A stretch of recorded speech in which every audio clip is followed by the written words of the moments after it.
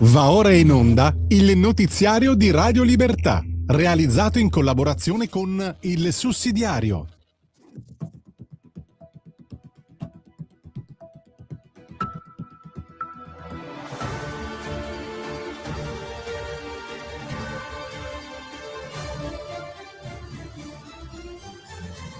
Buongiorno e ben ritrovati al TG di Radio Libertà, in collaborazione con il sussidiario.tv, oggi venerdì 3 luglio 2026.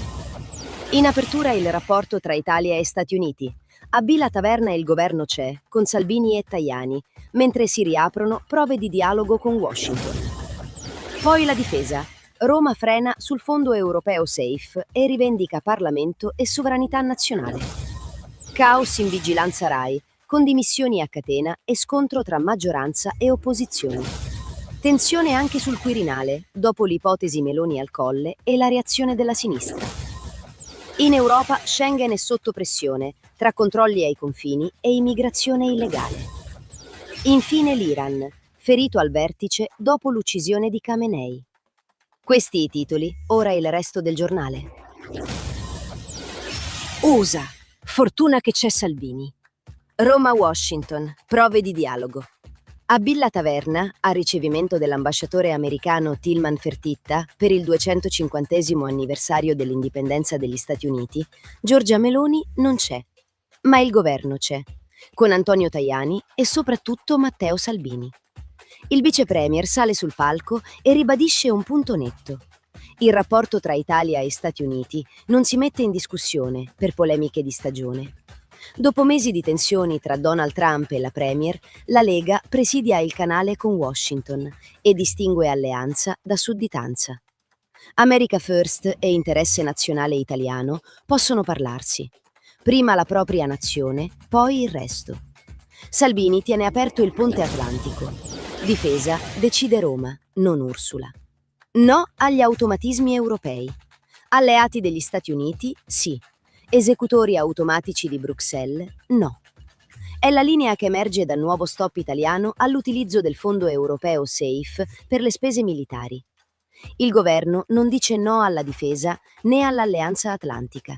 Dice che debito, investimenti e strumenti finanziari devono passare dal Parlamento e dalla sovranità nazionale. L'Italia resta nell'Occidente, ma non firma cambiali in bianco all'euroburocrazia. Tra impegni NATO, sicurezza comune e conti pubblici, Roma rivendica il proprio ruolo. Non è isolazionismo, è realismo nazionale. RAI salta il banco. Vigilanza nel caos, dimissioni in massa. Dimissioni di massa in commissione di vigilanza RAI. Prima lascia la presidente Barbara Floridia con l'opposizione, poi si dimettono anche i rappresentanti della maggioranza. Il risultato è caos istituzionale dopo quasi 2 anni di stallo. La vicenda nasce dal nodo della presidenza RAI e dal quorum dei 2/3, diventato terreno di blocco politico. Le opposizioni accusano il centrodestra di paralizzare la commissione. La maggioranza denuncia una vigilanza strumentalizzata dalla sinistra. Il punto è chiaro. Quando il fronte progressista non controlla la partita, blocca il tavolo e poi grida all'emergenza democratica. Ora la palla passa ai presidenti delle Camere. Ma perdere il telecomando non significa perdere la democrazia. Colle, nervi tesi a sinistra. Il tabù sul centrodestra vacilla. Il Quirinale torna a scaldare la politica. Roberto Vannacci apre all'ipotesi Giorgia Meloni al Colle. Perché no? È una persona capace. Matteo Renzi reagisce e promette battaglia contro una destra al Quirinale. Ed ecco il nervo scoperto. Per la sinistra il centrodestra può vincere e governare, ma non dovrebbe ambire alle massime istituzioni. Quando il capo dello Stato lo scelgono loro, è senso delle istituzioni. Quando la possibilità riguarda il centrodestra, diventa allarme democratico. Non c'è una candidatura formale, ma un fatto politico. La destra di governo rivendica piena legittimità. Il tabù è caduto. Anche il centrodestra ha diritto a giocare la partita. Schengen arrivata al limite. Le frontiere europee sono sotto pressione. Il sogno delle frontiere aperte presenta il conto. Secondo il Telegraph, l'immigrazione illegale su larga scala ha spinto 10 governi europei a rafforzare controlli ai confini interni, tra cui Francia, Germania, Italia, Polonia, Austria, Danimarca e Paesi Bassi. La libera circolazione funziona solo se le frontiere esterne sono presidiate, altrimenti Schengen non è libertà, è caos organizzato. In Spagna Pedro Sánchez punta a una maxi regolarizzazione dei migranti irregolari, con rischio effetto calamita.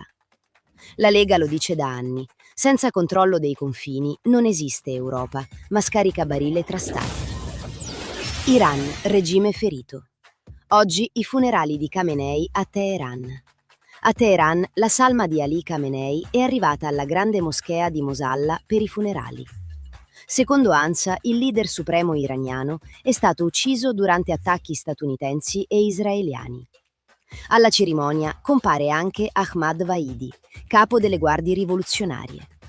Il regime prova a mostrare continuità e controllo, ma dietro la liturgia del potere emerge la fragilità di un apparato colpito al vertice. Washington e Israele hanno colpito il cuore simbolico della Repubblica Islamica. Il regime resta pericoloso, però appare ferito, prudente, meno intoccabile. Radio Libertà, in collaborazione con il sussidiario.tv, presenta gli approfondimenti di oggi. Molteni, linea dura della Lega. Clandestini, sbarchi giù, più sicurezza. Sicurezza, immigrazione, stazioni, rimpatri. Nicola Molteni, sottosegretario all'interno e uomo della Lega, mette in fila numeri e linea politica. Il messaggio è netto: quando si torna al rigore, gli sbarchi calano. Quando si smontano i decreti Salvini, il caos riparte. Molteni rivendica il meno 52% di sbarchi rispetto all'anno scorso. Non è un miracolo, è politica. Accordi con i paesi terzi, decreto ONG, decreto Cutro, cooperazione con Tunisia, Libia e Costa d'Avorio. L'immigrazione regolare si governa, quella irregolare si combatte. Poi c'è la sicurezza: stazioni, periferie, gang giovanili, Maranza. Molteni chiede più militari e più polizia nelle strade e attacca la sinistra per tagli, sanatorie e integrazione di carta. La frase politica è chiara: finché la Lega è al governo non ci saranno mai né lo Ius Soli né lo Ius Scholae. La cittadinanza non è un premio automatico, ma appartenenza e responsabilità.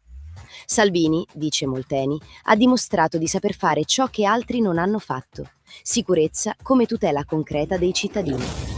Colle, partita vera. Meloni blinda il centrodestra. Il Quirinale non è una boutade estiva, né un gioco di nomi. È una partita politica vera.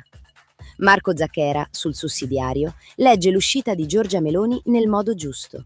Il tema non è chi sarà il prossimo capo dello Stato, ma chi avrà i voti per decidere. La Premier ha detto che non deve essere un tabù un Presidente della Repubblica espressione del centrodestra. Dov'è lo scandalo? Per anni la sinistra ha trattato il Colle come una cassaforte progressista. Quando sceglie lei è senso delle istituzioni. Quando può scegliere il centrodestra diventa occupazione del potere. Zacchera collega il dossier Quirinale alla legge elettorale e alla tenuta della coalizione. Il messaggio interno è chiaro: il centrodestra potrà giocare quella partita solo se avrà vinto le elezioni. Basta debolezze e complessi di inferiorità. Il nome non conta adesso. Conta il principio. Se il centrodestra governa, rappresenta milioni di italiani e vince, ha pieno diritto di incidere anche sulle massime istituzioni. Non si attacca il Quirinale, ma la pretesa della sinistra di esserne l'unica interprete legittima. Il tabù è caduto e a sinistra sono già nervosi. E con questo si conclude il TG di Radio Libertà con il sussidiario.tv. Grazie per averci seguito e appuntamento a lunedì, sempre alla stessa ora e sulle frequenze di Radio Libertà. Avete ascoltato il notiziario di Radio Libertà, realizzato in collaborazione con